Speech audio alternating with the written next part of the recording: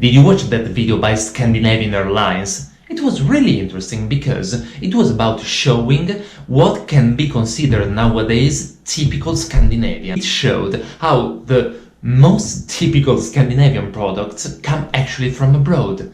They come, for example, from Turkey, from England, from Holland, from Germany, and so on. There were Scandinavian people who said, "This is a scandal, we cannot accept it, this is a threat to Scandinavian culture." This gives me the possibility to connect also with Commedia dell'Arte. What can be considered more typical Italian than Commedia dell'Arte?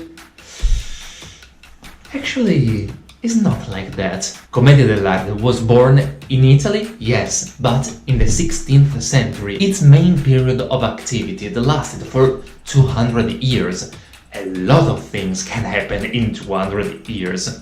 For example, can you imagine how it was for a Commedia dell'Arte company to travel from Padova in Italy to Moscow in Russia by cards? It took months or even years. And during the years, a lot of things can happen. There were actors who left the company because they accepted other engagements with other theaters.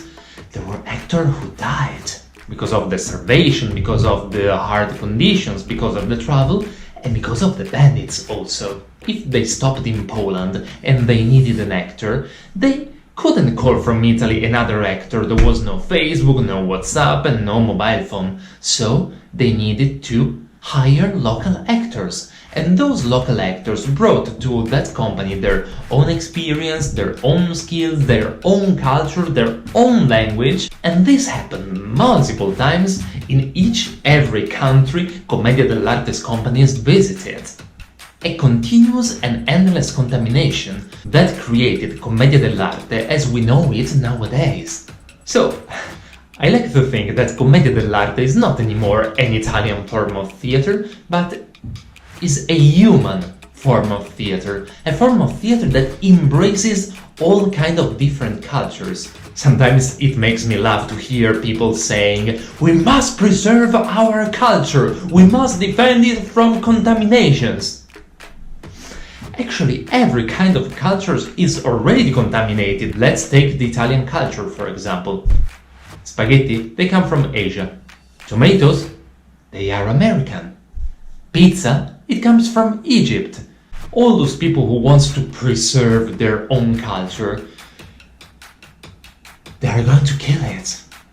The culture is fluid. It requires to be continuously contaminated. And it's right that it happens, because this is the only way in which we can keep a culture alive. The more a culture is fixed, the sooner it will die.